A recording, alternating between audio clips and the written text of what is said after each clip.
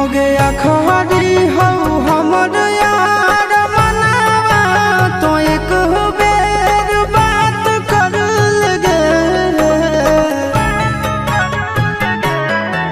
हो गया खरी हो हमर यार मनावा तो एक बेर बात कर लगे। हो गे सोना यारवा हो भरती पटनवा में आके मुलाकात कर लेगे।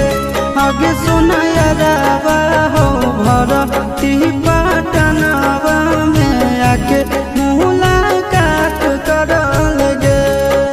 आगे चली जाइबौ छोड़ी के दुनिया विदाई अपने हाथ कर लेगे। आगे सुना यारवा हो भरती पटनवा में आके मुलाकात